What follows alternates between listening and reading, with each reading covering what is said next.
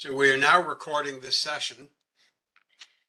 Today is my last session with you folks, and you will have another class this Saturday, August 27th, so that Miss Misagi can repeat her session from last week. Apparently she was in a webinar link, but it was not the current one that you folks are using last Saturday. So that's why Dr. Valley created a new link for today. And this coming Saturday, that's the link we're using right now. So use this link on Saturday to do Miss Misagi's final session with you as well. So that will end the webinar sessions for your group. And the final board exam is on September 3rd. And Dr. Valley asked me to tell you that unless an extension is granted, all assignments must be submitted no later than August 30th of this month. So if you need an extension for any assignments beyond August 30th, send an email to Simon Baker and request an extension. Yes, I have a question. go Is ahead. the same for the research paper and the MOOC projects and all of that? Yes, everything. If you need extensions for anything beyond our August 30th, send Simon Baker an email and ask specifically by the assignment you're referring to. Okay? Thank you. So use this link for Saturday's webinar with Ms. Misagi. That will be your final webinar. The final board exam is to be written on September 3rd.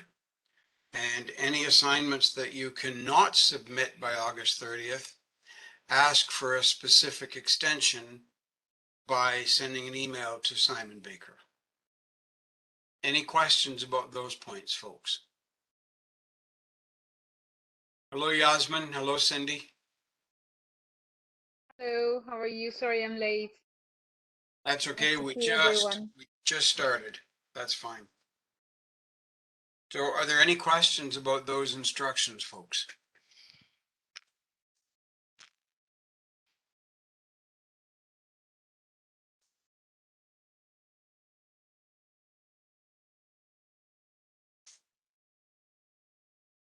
We're good with those and good to go? All right.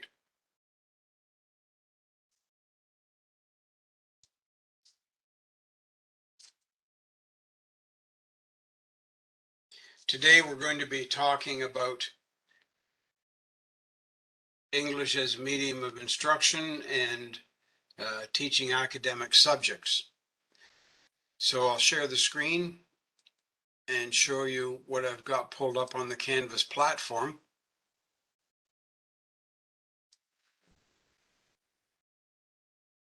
And I'm actually looking in the module on the Canvas platform that is related to teaching business English, because in this module, it talks about different academic disciplines. So I know we've looked at this before. I'm just going to review it with you. So an academic discipline is also called a field or area of study. So the focus of today's session, teaching as using English as a medium of instruction. We'll look at this PowerPoint in a few minutes, but we're talking about teaching academic subjects other than English.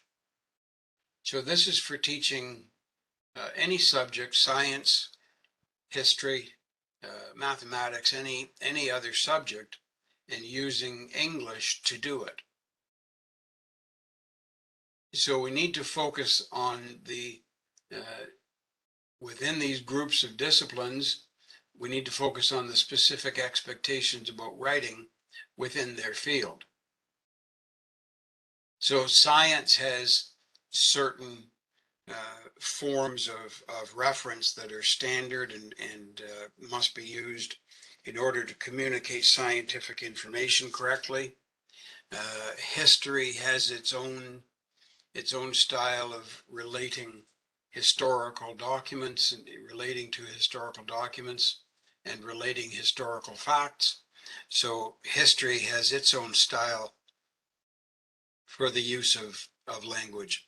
So it's these different stylistic aspects of the various academic fields that we must be cognizant of and aware of.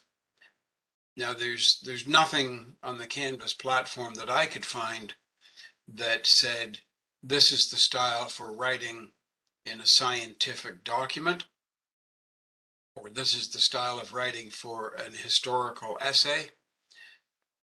So I couldn't find anything specific with those, but you can certainly go to the internet and find references for writing styles in different studies, different disciplines. So that's what we're focusing on today. Any questions about that so far?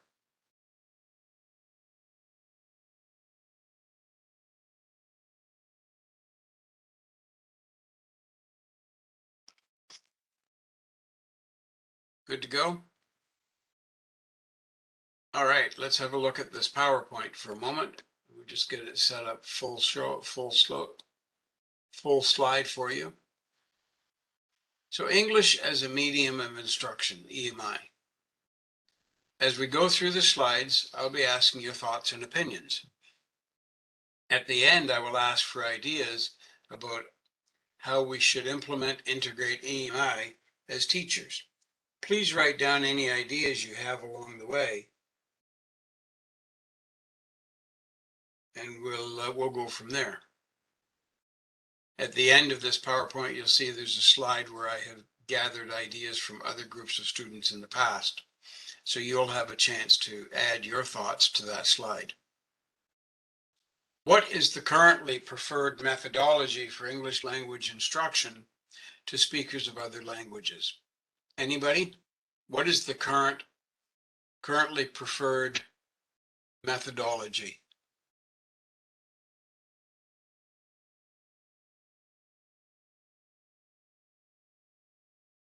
CLT could be one, and also TPR, depending on the age group of the people, of the students. Yeah, definitely CLT is the broadly preferred methodology, and of course TPR specifically for what age group? TPR for ages 12 and under. That's good, yes. Typically TPR is very suitable for children. Excuse me. But overall, communicative language teaching, CLT, is the preferred methodology. Why is CLT the currently preferred methodology? Why is CLT preferred over ALM or direct method or Berlitz method or grammar translation method? What is it about CLT that causes it to be the currently preferred methodology? I think because it works on fluency. Pardon, Yasmin, because it does what? It focuses on fluency. Yes, it does focus on fluency. That's correct. And what does CLT allow you to do as you're teaching students?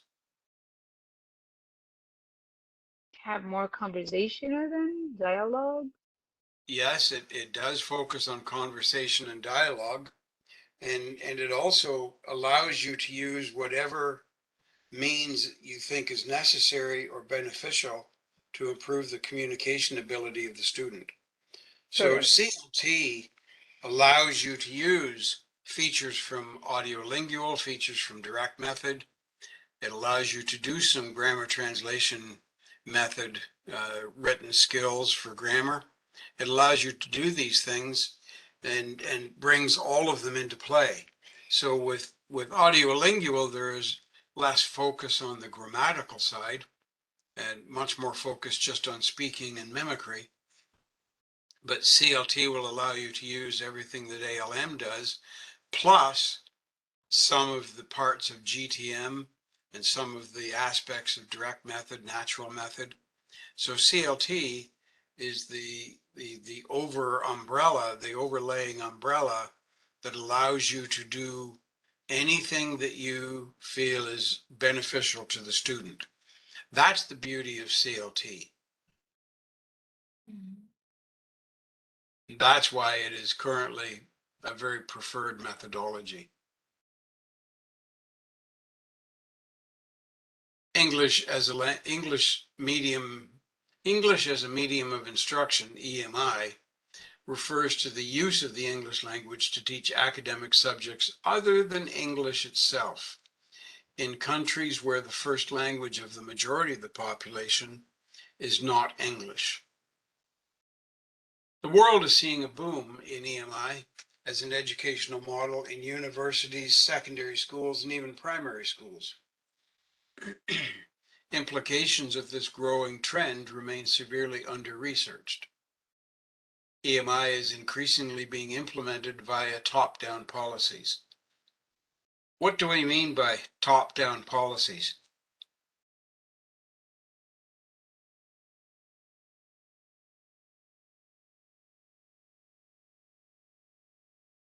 Within a hierarchy of education in any country, you have the local schools, you might have a regional board of education, then you'll have a provincial or federal ministry of education.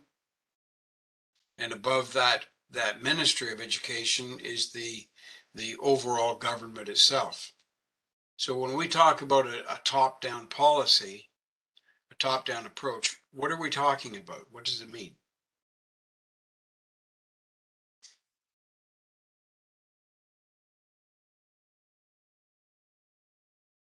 Maybe the senior project managers, for example, or the senior, the, the above people that they create the wide discussion or decision of the whole. Uh, we mean the Ministry of Education, maybe. Yes, that's better, Yasmin. Now you're more on track. Now you're more on track because top-down policy would be the government or the Ministry of Education making a claim about something and stating, here's the policy, and then that policy gets forced all the way down all the levels to the local classroom. So that's what we mean by a top-down policy. And with this approach, sometimes with little attention to the educational implications that learning through a second language can have for the millions of students affected. So if we think about education in our own countries, I'm sure you can think of, I can certainly think of instances in the past where the government or the Ministry of Education has said, this is the way we're going to do things. And then they push that down through the system, and it gets down to the classroom level, and the teachers at the classroom level have great difficulty implementing this idea that came from the top, because the people up at the top either never did have any classroom experience, or it was so long ago they've forgotten how classrooms work. And their theoretical ideas up at the top don't always work down at the level where the students exist. Have any of you ever seen that or experienced that in your past within the education system where you are?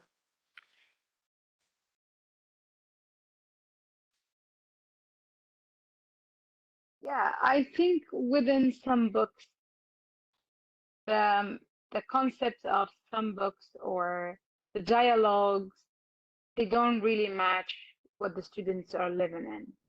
So they're very old. So we needed to make some renewal of the topics or even the pictures.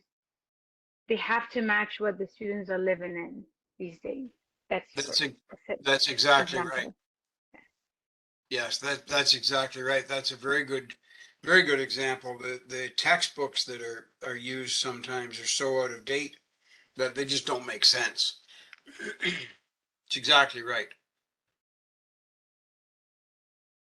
The research group that this is referring to explored the effects of EMI on language learning, content learning, teaching delivery, the quality of education, the inequalities of access by students, the language flexibility and hybridity, and the competencies needed to be a successful EMI teacher, and other multifaceted aspects of EMI.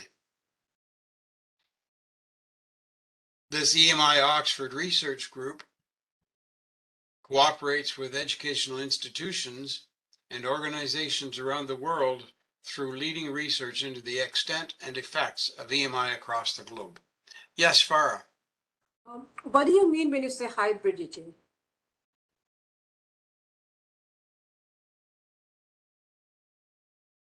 Hybridity is meaning the inclusion of different styles of learning, or it could even be a hybrid teaching model, such as asynchronous learning, where the students are doing some of the learning on their own and some of the learning in a classroom situation. Thank you, Daniel. So hybridity here covers a couple of different concepts, actually.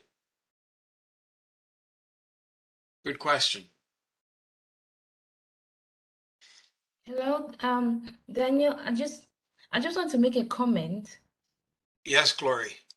about what I noticed in Tanzania. The national language is Swahili, and from primary all the way through basic secondary, it's used as a medium, the language for instruction, medium of instruction.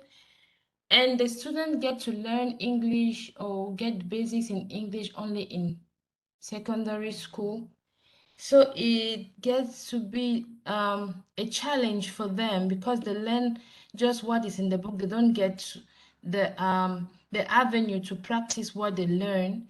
And so you find a community of Tanzania, the greater part of the community of people where they know the English by the books, but they can't speak it. So it's not real, it's not authentic. You find people who understand what you're saying, but they can't communicate with you because they'll not be able to talk. They can't construct correct sentences in English. But if it's, I mean, to speak it out, the writing they can write. And so it seems to me that English as a medium of instruction there is not very effective. And I wonder if Swahili, which has been the first, I should say, the first second language of the country, has had a very great impact on the people. It's like it's most preferred. Yes, I understand exactly what you're saying, and as you described, the ability of people to write in English but not speak in English means that they were taught more with a grammar translation method style Yes. rather than using CLT or Yes, I think. some of the direct method or the natural method. So the lack of communication ability indicates which style of teaching, which methodology they learned under, and that's unfortunate because knowing a language, not being able to speak in it, can be a frustrating thing. It is, and it's still a kind of debate at the top level there to see if English should be maintained as a level as a language of instruction in higher institutions and colleges, or Swahili should continue. But the challenge with Kiswahili now, it's its limitation in vocabulary. Like for example, in scientific subjects, if they have to describe a volcano, or use some describe terms in chemistry, like for example, decantation, how to get that word in Kiswahili. So there's still a debate going on it, and it's a hot one, to know if they have to maintain English because they're thinking having English as a medium of instruction will cause them to lose their identity. They believe that Swahili also gives them an identity as a nation, just like English gives an identity to Britain as a nation. Yes, I understand that thinking. However, if they eliminate English as a major language for learning by the students, then they will restrict the students from being able to participate in international studies That's and right. international research and that sort of thing. And Mm, this is where I think it's very important for governments to understand what they can do and how they can design an education program for the best impact on the students from the perspective of global interaction and therefore using English because that has become the international research and the professional journal writing language. But in the case of Tanzania, there's no reason why they cannot maintain Swahili and Swahili traditions and cultural traditions, along with the teaching of English. English as a major academic language. Yeah. That was just a comment. Thank you. That's very interesting. I think definitely the government officials in any country need to pay very close attention to the maintaining of heritage values and heritage languages, along with what they do uh, with English as an academic medium of instruction. Mm. So very interesting comments, Glory. Thank you. Thank you. How effective is English as a medium of instruction? This is the very topic that Glory was just talking about. These comments come from a report in 2017 by Nicola Galloway, Jaroslaw Kryukal, and Takuya Namaduri.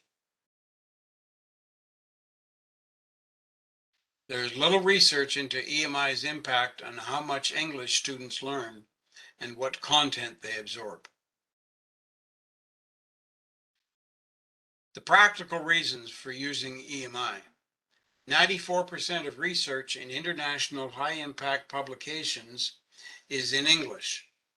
To stay current equals to learn in English. Content, mostly English in technical fields, and students' dissertations and research. So that's what I was referring to, Glory, when I said that if the government of Tanzania removes English as a language of instruction and as academic learning, then they will be eliminating access to 94% of research for their students, for the Tanzanian students.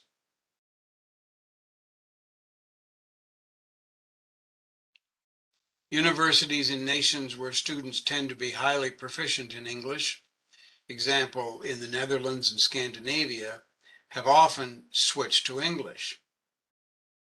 So they've gone exactly the opposite direction to what the Tanzanian government is considering doing. These other countries switched their higher institutions, higher educational institutions totally to English. And yet Tanzania is considering eliminating that for the educational institutions. So in a sense, I would say that if Tanzania continues down that path, that the government officials are moving in a backward direction.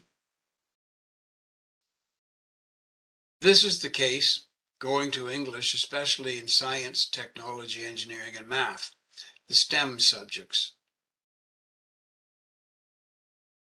Current boom in EMI is due to mistaken view that EMI speeds up graduates towards social and economic mobility.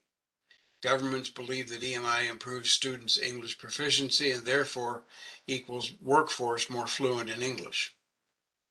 EMI gives students double benefit, knowledge of their subject and English language skills as well. Governments and students think that equals more attractive in the global job market.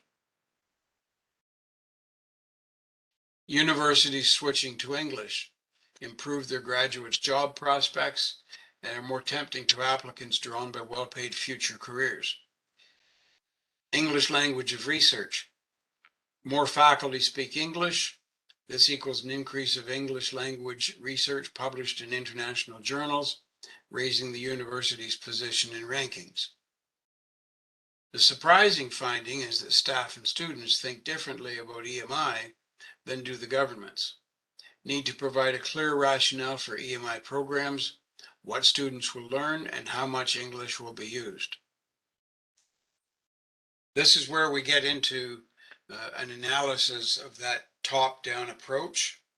Instead of having top-down mandates from the government coming working all the way down, there needs to be research done at the grassroots level in the classroom where the students and teachers exist to find out these aspects.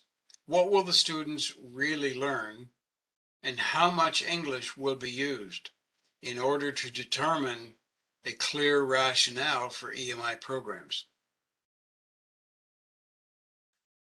Robin Kiyuni in 2003 wrote a paper called "The Challenges of Using English as a Medium of Instruction in Multilingual Contexts: A View from Ugandan Classrooms, Language, Culture, and Curriculum."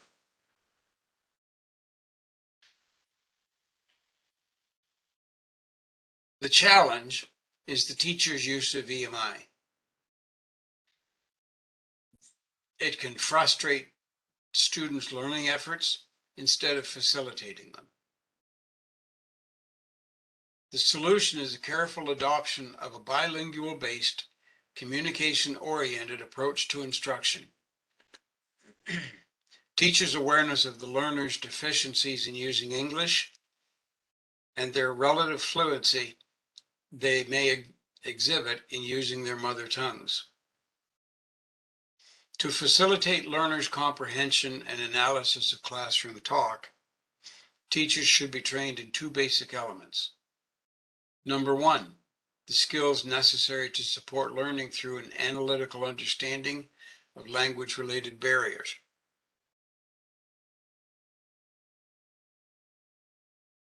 For example, the skills of integration for enhancing students' performance of the heuristic or self-learning, imaginative, and representational functions of language. Number two, teachers should be fluent in the two critical skills of questioning and explaining. As teachers, how do we approach this challenge? Teachers should be involved in communication-based, communication-oriented learning activities. Should encourage students to think aloud.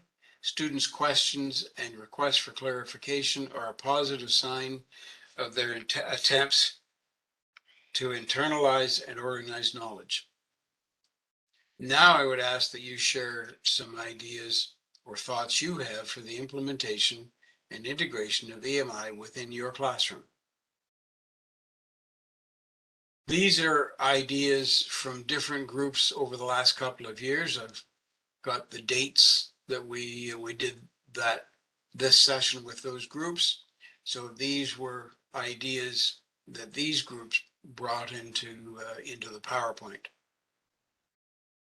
I'll give you a moment to look over these previously expressed ideas, and then I will ask you to express any new thoughts you might have or expansions on any of these ideas, and I will type them into the PowerPoint.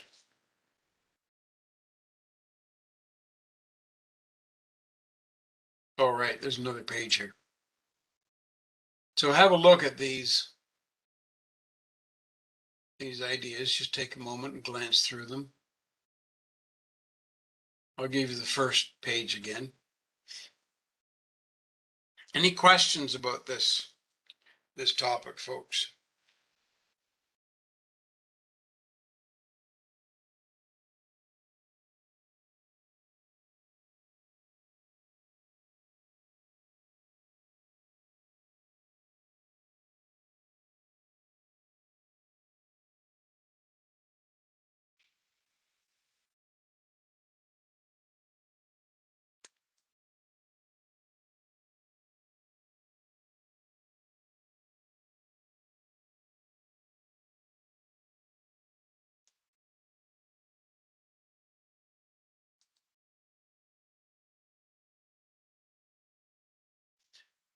Anybody have any additional ideas to add?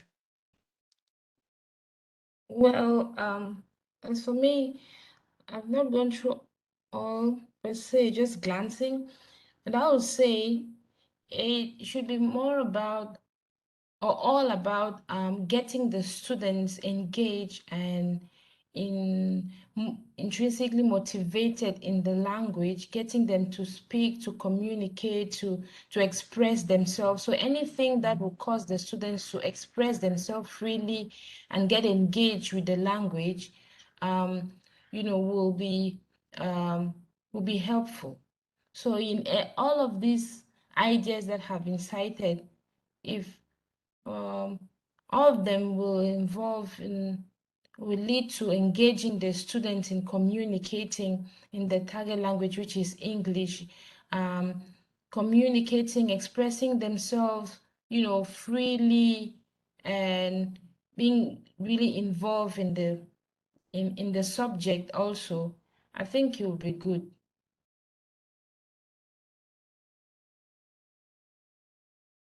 That's a very good point.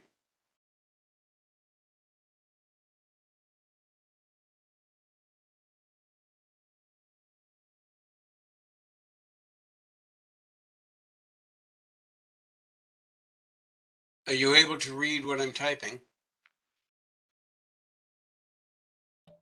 Yes, we're trying. We could just, Let me see if I can make it a bit bigger. yes.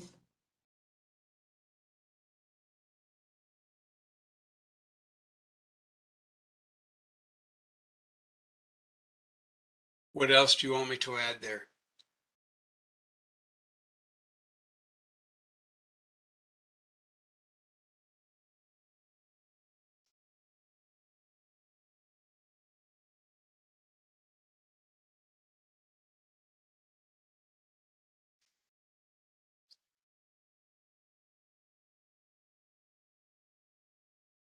I know you had a couple of more points connected to this thought.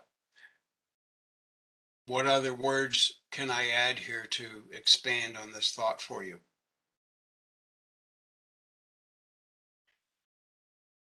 In the target language, which is English, yeah, because they're not going to use their mother tongue, because the aim here is for them to be able to get engaged in the English language, in the target language, which is English, to be freely engaged.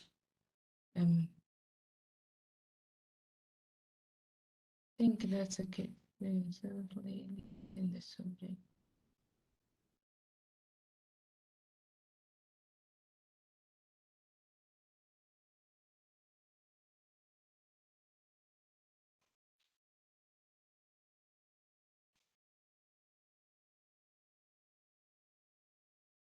How does that sound?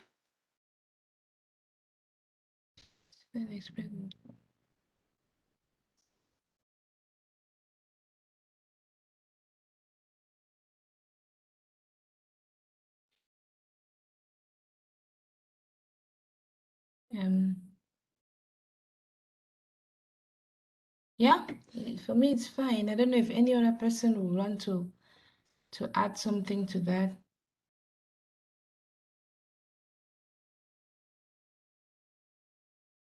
You take a moment and have a look through these. I'll go to the previous slide. There's the previous slide. Have a look through these other ideas again.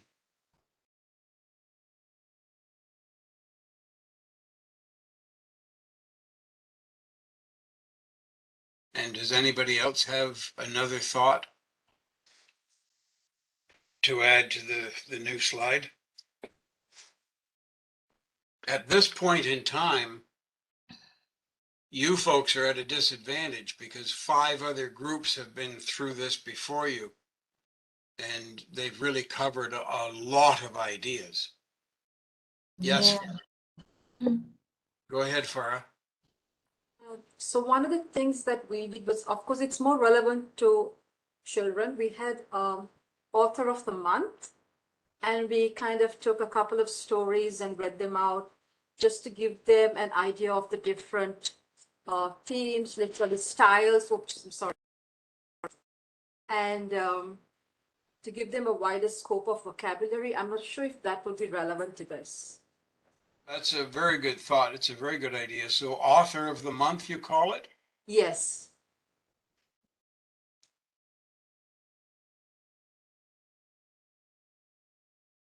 Reading stories by different authors to expand students' vocabulary. Vocabulary. Make sure I spell it right. Oops. I didn't spell expand right.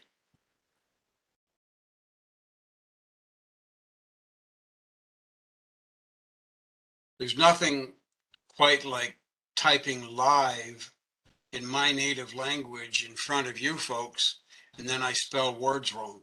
It's nothing quite as exciting, I'll tell you. And I think Bashad had his hand raised. In the past, I asked students to take a piece of local news that was on television and present it in English, just explaining exactly the news and what happened, but using English as a source language. That's an excellent idea.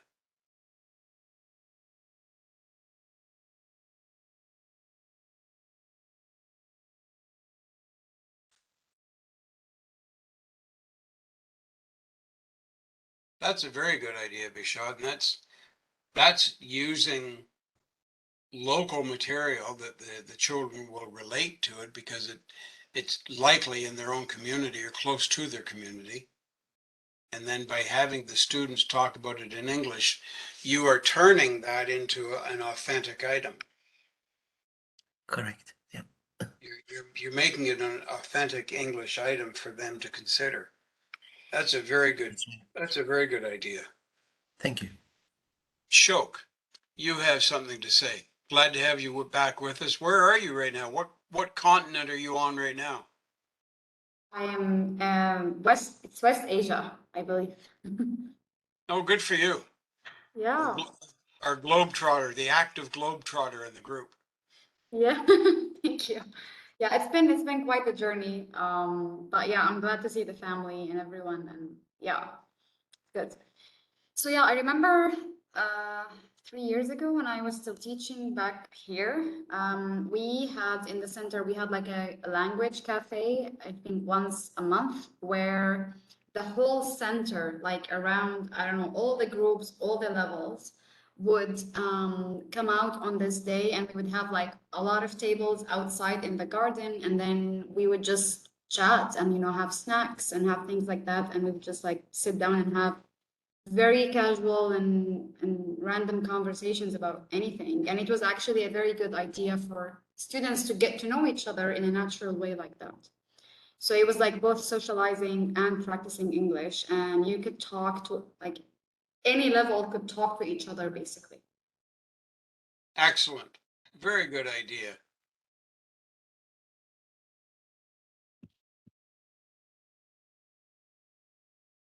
That sounds like a wonderful idea and could be incorporated into any school anywhere, into any classroom anywhere.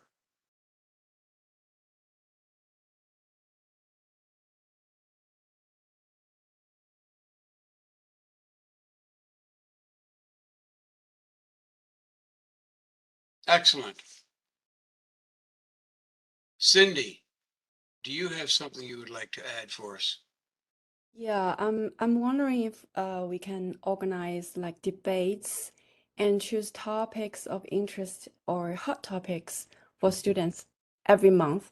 So they will go and do research on related topics, and they also learn how to express their opinions. Very good idea.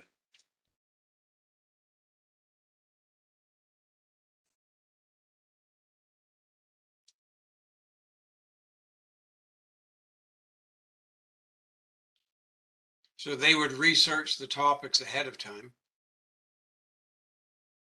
Yes, it will encourage them to read more authentic materials and also the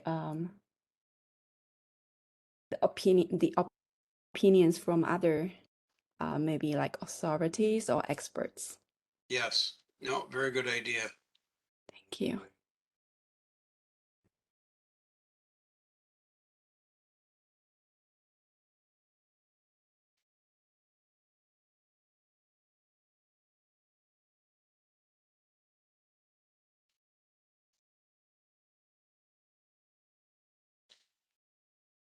Well, I must say I underestimated this group. I thought, goodness, after 5 previous groups going through listing all kinds of ideas, what other new ideas could possibly be thought of by this group today? And I almost didn't do this page because I thought, I don't want you folks feeling badly if you can't think of something.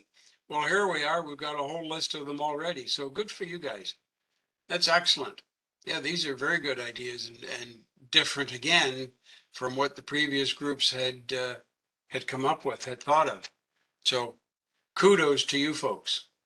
That's great. I think somebody else had their hand up or wanted to say something. Masa, you had your hand up. Do you have another thought for us?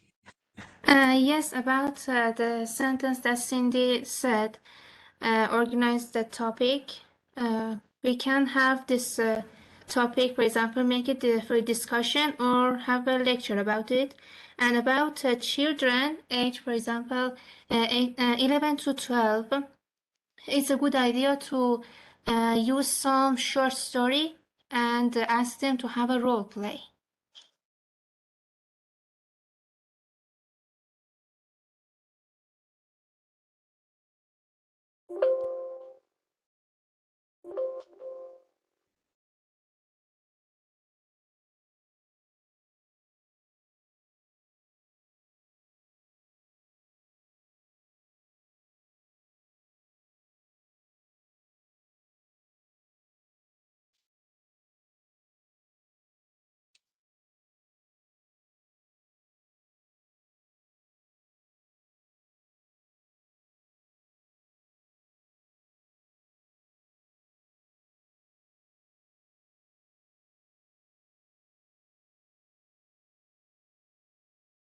Actually, Cindy, I would, or Masa, this was Masa who said this.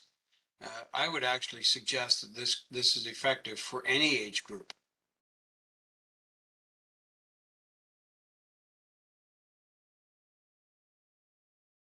So this would be an example of how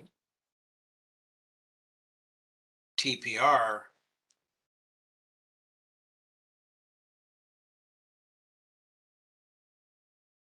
can apply to all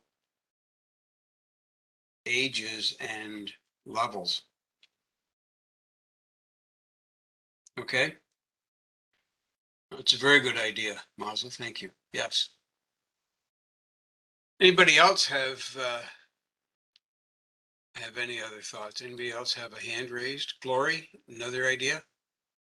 Yes, another idea could be using artwork like painting, drawing. What I used to do with the kids sometimes, if I, after teaching them something or bringing a topic onto them and coming now to questions and they can't really express themselves, what I ask them to do, I give them pieces of paper and pencil and ask them to draw whatever thing is going on in their mind related to what we just talked about, what they just heard.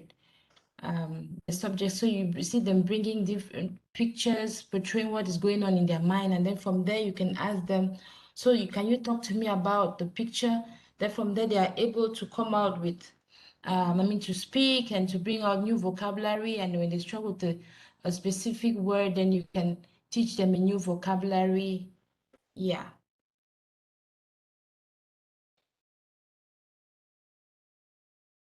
So they paint what is going on in their mind. Either they paint it or they draw what is going on in their mind related to the subject or to the topic that we talked about.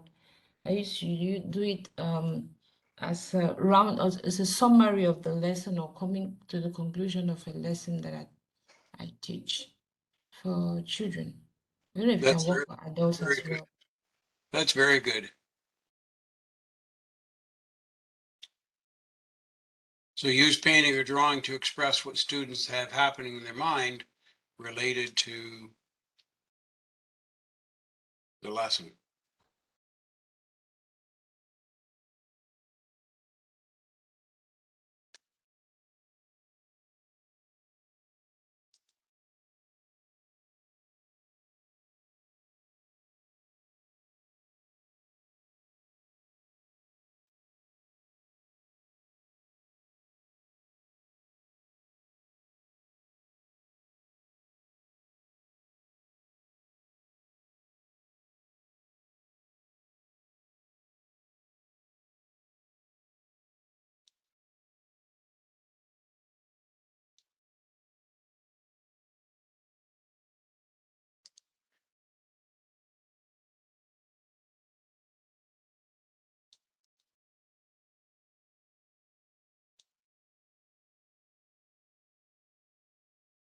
I'm just going to move that to the next box.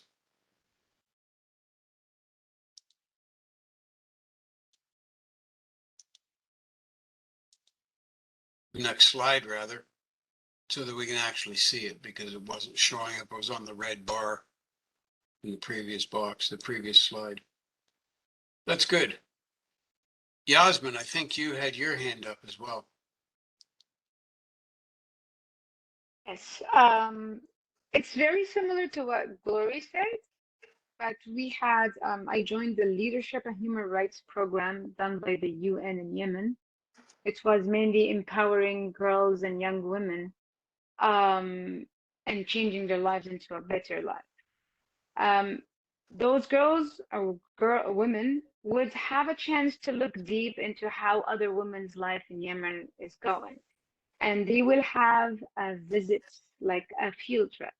So they will go into their homes and to visit them and have a chit chat with them.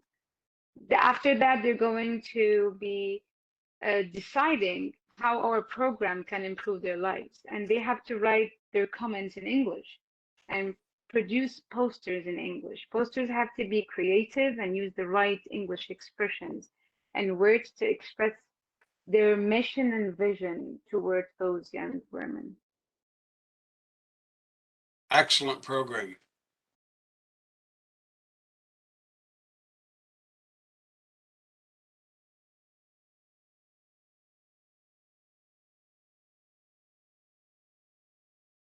Tell me if I'm expressing this properly. Excellent. Thank you very much. Yes, that's it.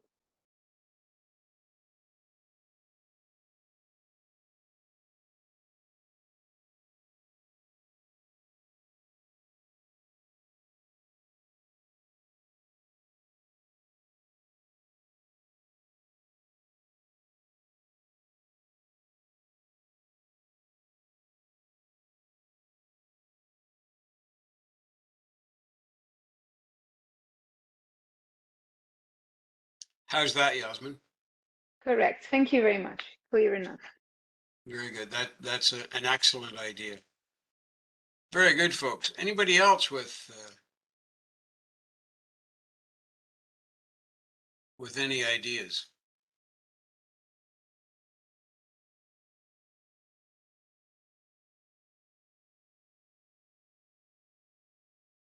We're all set then? Well, thank you very much, everybody, for your participation and your additions to that PowerPoint. It certainly has improved it even more again. So in conclusion, and my thoughts are the using of reading material specific to the field of study, such as technical manuals or brochures, the providing of samples of research papers and professional journals, reading assignments of above, followed by written assignments in the student's field. So anything that is connected to what the student specifically needs or wants to study as a field of study, an area of study, that becomes authentic material for them to use and relate to. Very good. And that's the end of that PowerPoint. All right. Any thoughts or suggestions, folks? Any thought? Gloria, your hand is up. Is it still up from before or is it up again? Okay, that's fine. No problem. Anybody have any thoughts or ideas that you'd like to share right now related to this concept of teaching academic subjects, so teaching something other than English? No other thoughts or ideas? That's fine. Thank you again for everybody's contributions to the PowerPoint presentation. That was a very good discussion. So I'm just going to review a couple of points that Dr. Valley asked me to share with you. I told you about these at the beginning, but some of you were not yet here. So let me just go over this. On Saturday, in a few days' time, this Saturday, August 27th, Ms. Masagi will run again her lecture that she did last week that you missed because she was in a different link than you all were. And so that's why she didn't show up. She was using another link. So she will repeat that for you this Saturday. And for that webinar, you will use the same link as today, this link, okay? Just this link was created for today's session and this Saturday. So that's on Saturday. There's a final board exam being offered to you for September 3rd. If you do plan to write on September 3rd, you should send Simon Baker an email just to tell him that you plan to write the exam that day. That way you're sure to be given an invitation with the entry code, the password code. And Dr. Valley also asked me to tell you that unless you request an extension and it has been approved for you, all assignments must be submitted by August 30th, which is next week, early next week. So if you don't think you can get some of your assignments completed by August 30th in the next week, send Simon Baker an email and specifically request an extension for each of the assignments. Name the assignment that you want the extension for, okay? Otherwise, they expect them all to be done by next week, August 30th. Yes, Farah?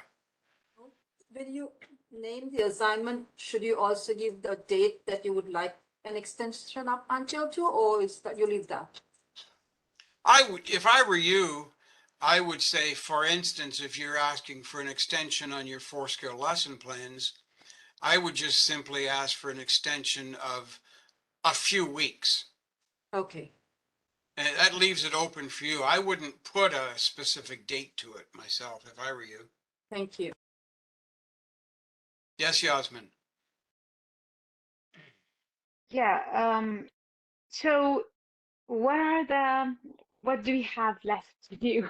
Because I'm a little bit confused. So we have the mock essay. After the mock essay, we have something called e-lessons assignment. Is that regarding the mock as well? Well, And you had the 4-skill lesson plans. yeah, we're done that. Is that the 4 lesson? You've sent those in, right? Correct. Okay, so then you have the MOOC essay and the MOOC project.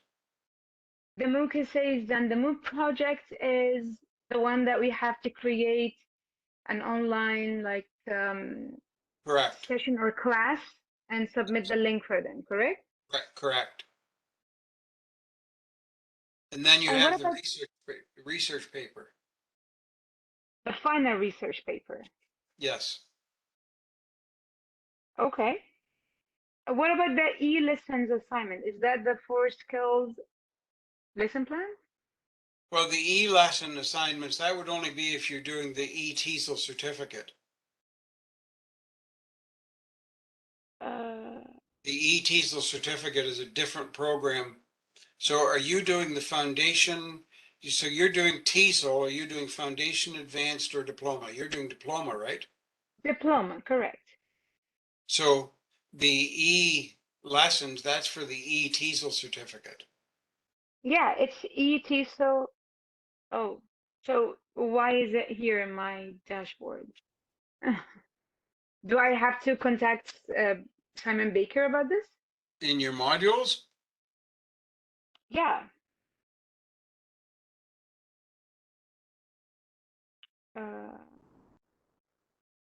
In my modules.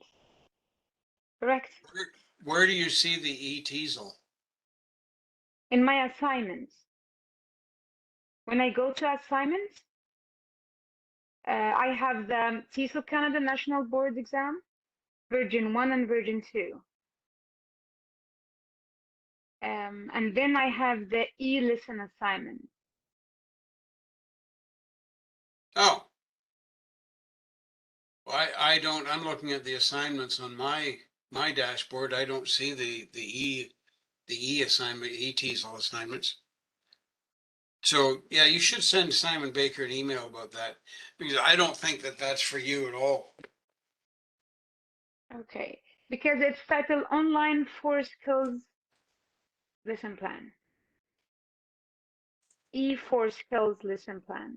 Okay, so I'm gonna contact Simon Baker about this, just to make sure that what do I still have to submit? Sure, good idea. So in my mind, that those 4 skill lesson plans that you've already submitted. Yes, I did, and I You did the could MOOC teach, assignment. right, you could teach those 4 skill lesson plans either in a classroom or you could teach them online. Correct. And So we are doing it with links and YouTubes and everything that's going to be. I did it on a slide PowerPoint. yes, perfect. So that's why I'm confused about why the e-lessons are on your dashboard. But send Simon Baker an email to ask him about that because I think that's a mistake. Okay. Daniel, Yes. so Daniel, what I'm reading here is, since I'm also in the diploma, it says your major task in this assignment is to prepare 2 of your conversation activities and 2 of your 4 skill lesson plans in an online presentable format. You may email them for verifications. Once an approved project, you will move them onto your online course as your MOOC project. So they're asking us to prepare these, and it is these ones that will be then, if approved, can be put onto the MOOC project. That's what it says in, I think Yasmin Yeah, should have the you're same thing. right. Yeah, yes. You Yasmin, will isn't move that what you them have? to your, yes. They said you may email them for verification. Once an approved project, you will move them to your online course as your MOOC project, described in the next page. Oh, And then when you that go, makes sense. I just don't have any of that information on my dashboard under assignments. You folks are working with a newer course format than they've given me to look at. okay. So now that makes sense, Farah. So what they're asking you to do Is it that then for the MOOC project, we are not designing something brand new? It's the 4 skill lesson plans we've already designed, plus 2 conversation activities. right. We have to wait for approval, and we just then put that as MOOC project. So take 2 of your conversation activities and take 2 of your 4 skill lesson plans and just go through them and make sure that they're nicely organized for online presentation and submit them that way. Say, here are my 4 e-TESOL e-presentation lessons that will become my MOOC project, and just send them that way to them. Okay. Okay, that makes sense now. Now that I hear that read out, thank you, Farah. Thank you, Farah. So just to clarify, we are not going to redesign new lesson plans for the MOOC project. If we're working with what we've already designed. Correct. Okay, thank you, Daniel. Correct. Yes. Shok, question. Yeah, is there a MOOC project for also the advanced TESOL? That's my understanding. The foundation group does not do a MOOC project, but I'm positive that advanced and diploma both do a MOOC project, creating the online course. Okay, so it doesn't have to be on like one of those websites that we talked about. Like, do they allow us to create a course like Coursera and whatnot? Those different websites do allow you to create a course, but as we've talked about in previous sessions here, I think it was Shabnam who said you can create a YouTube account for free.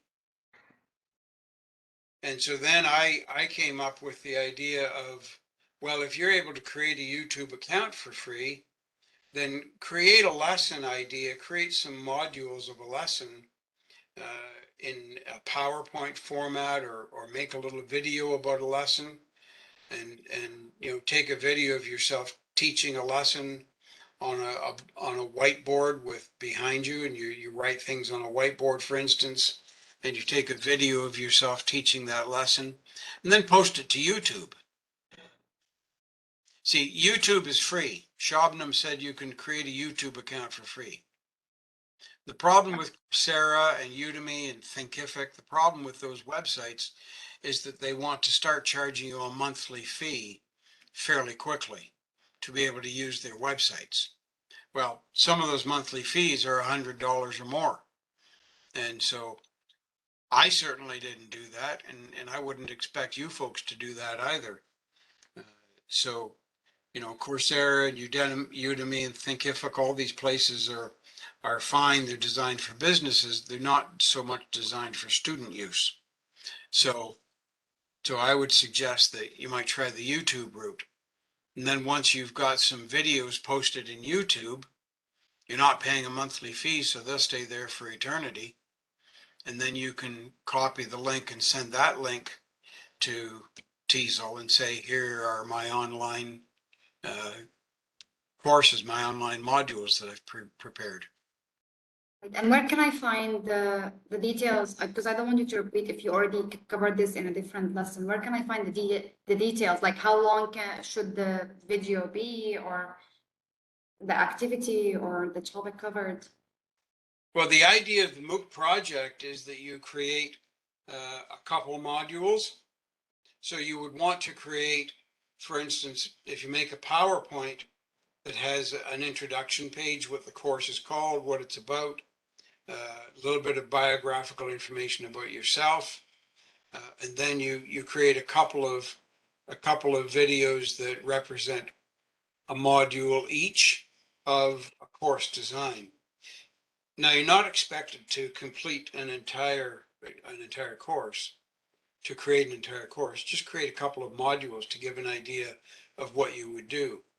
So how long should the module be? How long should the lesson be? I would say 35 minutes is adequate. You know, if you have a 35-minute video of a lesson idea, and you do that twice, you might move on to a new subject in the second video, or you might continue the first video into the second video. You decide that. But you create two modules or two lessons as the beginning of what could develop into a course if you decide to do that. I see. Does that help, Sean? Yeah. Yeah. Thank you. Okay. Farah, another question?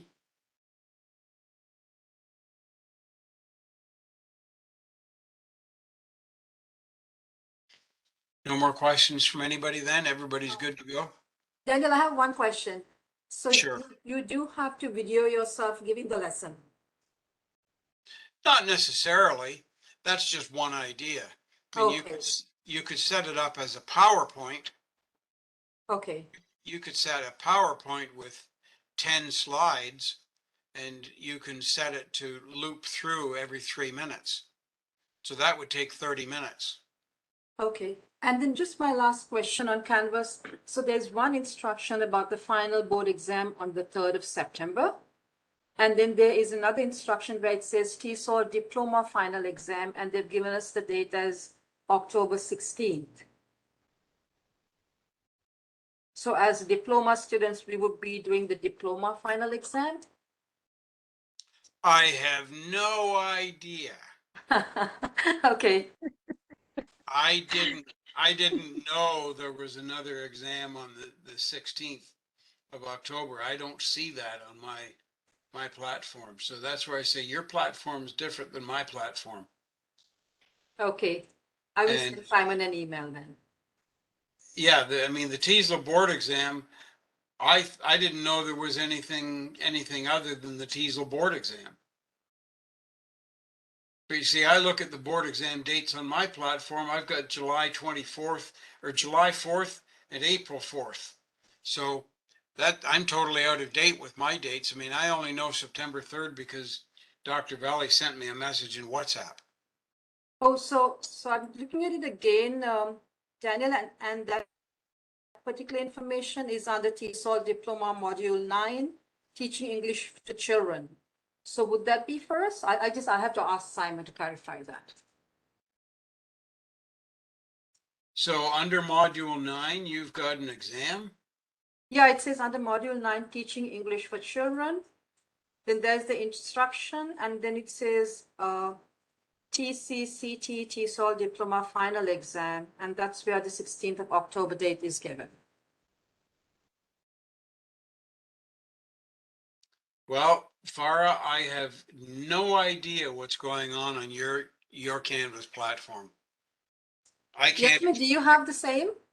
No, no, I don't have anything like what you're describing. Okay, so I'll send Simon an email then.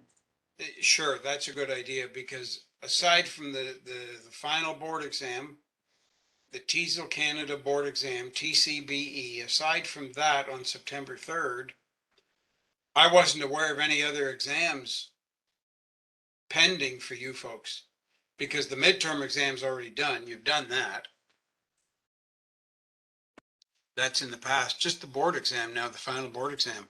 So you need to write Simon Baker an email about that, Farah, because I have no idea what that's referring to.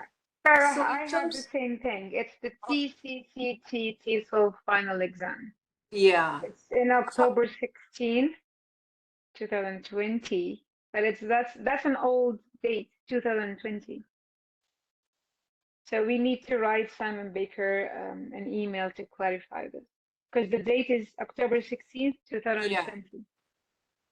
So I would assume that diploma students, when they do the final board exam, there will be additional components in that exam that's relevant just to the diploma students? Or is it just the Correct. same? Oh, okay.